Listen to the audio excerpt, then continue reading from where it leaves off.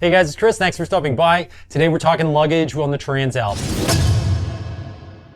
And for me, I want to maintain as much versatility as I can on this bike. So I'm going to share my strategy with you, but just a little bit more about how I see the Transalp position.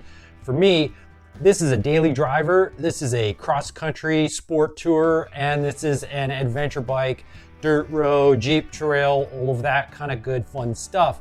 And in order to do that, I'm trying to balance that versatility.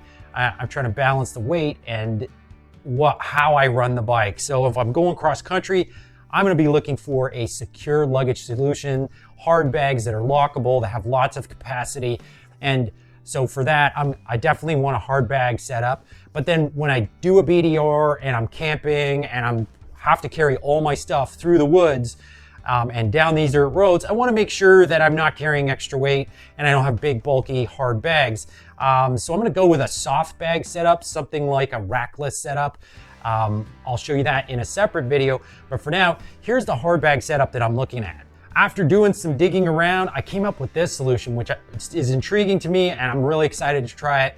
It's kind of a half rack. It's by Shad. It's called a 3P mounting system. It works with their biggest, most expandable SH38X bags, which I've got right here in front of the bike.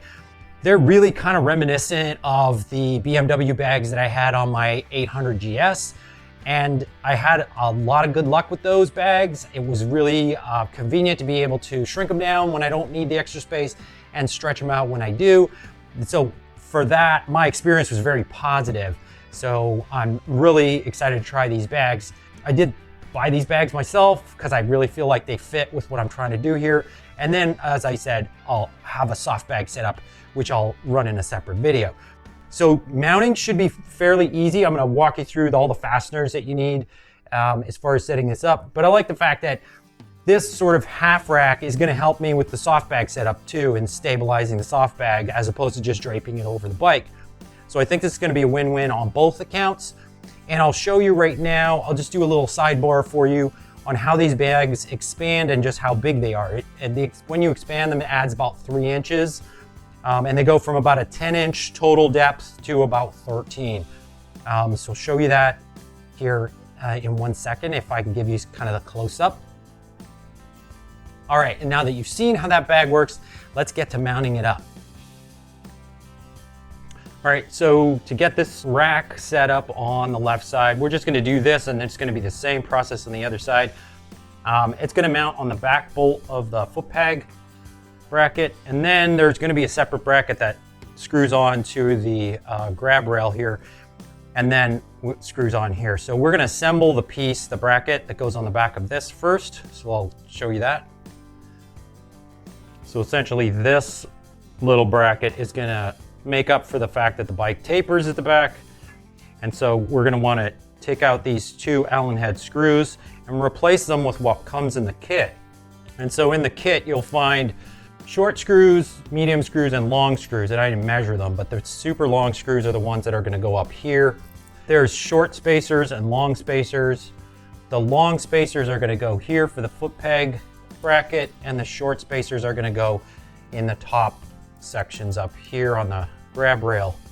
We're gonna want the screw, then a washer, then the bracket, then the spacer, and then we're gonna go into the bike. But before I do that, I wanna connect this bracket to the rack itself. And I'm gonna do it finger tight because these holes are elongated, so you have a little bit of adjustability in order to get things lined up just right. Okay, so using the short screws from the kit, I'm going to use a short screw with a washer on it to come in from the outside. The washer just helps to cover the elongated hole there, right? Then the bracket coming in from behind. And then we'll do another washer on the back and the nylock nut with a 5mm Allen key and a 13mm ratchet just to take up the slack. So it's still going to be loose, it's just not going to be rattling quite so much while we try and locate all the other fasteners. So then next step is going to be to remove these 2 bolts and this one. So those 3 bolts need to come out. And in all cases, all 3 of these are 8mm Allen head.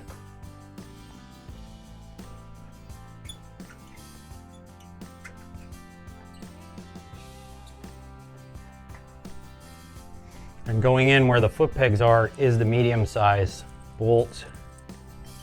So we'll go again, bolt, washer, and then the bracket.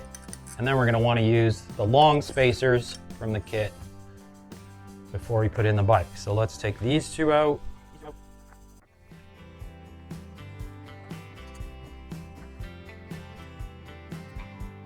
With those 3 bolts out of the way, and then we use the 2 long screws up at the top. Again, long screw, short spacer.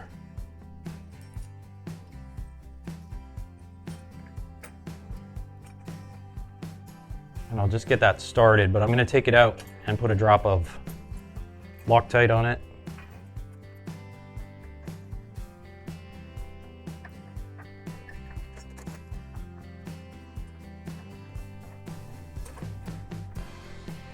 And then once all of these are tight, we can then come back and tighten up the 2 brackets, squeeze them together.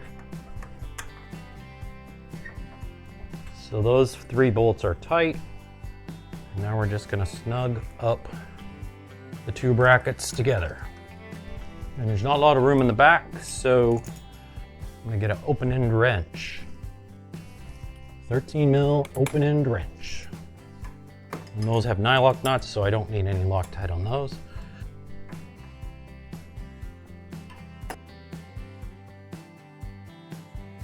And that's it. That bracket is on good and tight.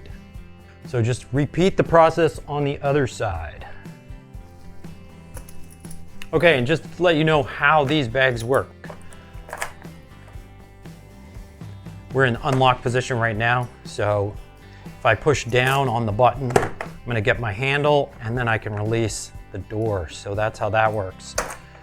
If I want to expand the bag, I've got 4 red locks, which I just loosen off, and then I can just slide the bag forward and then lock it back in place. And now I've got an extra 3 inches of depth for full 38 liters per side, which is huge. And sliding it back in. Locking it back down. And if I lock it all the way, if I turn the key counterclockwise, then I can't lift the handle, which means I can't lift the lock to unlatch the door. So the doors are locked and the mount is locked. In neutral position, I can obviously open it, and then all the way clockwise, I can now lift off my lock and take the bag off.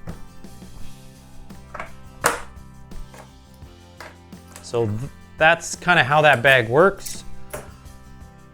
Pretty straightforward, very versatile. Looking forward to overstuffing it and looking forward to using it as a daily driver in its compressed form. I'd no doubt be using it fully expanded when I'm doing long distance travel. Really like the setup, and the styling for me seems to work, kind of like it. Does fit with the bike, so that's a plus. And I will say that is tight. There's absolutely no play in how that bag mounts to that rack. You release the lock that secures the bag to the bike.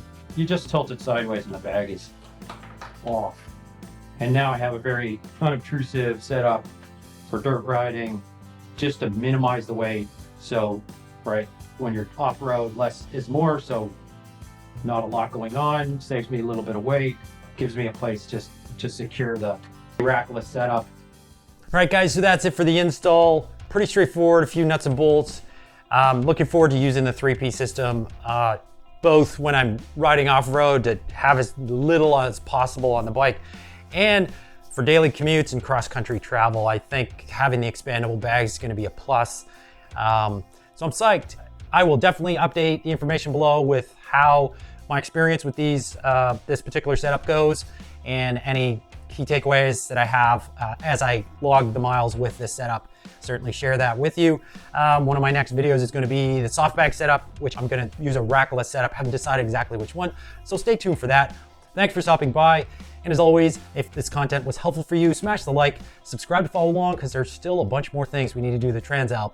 So we'll see you next time. Thanks. Bye for now.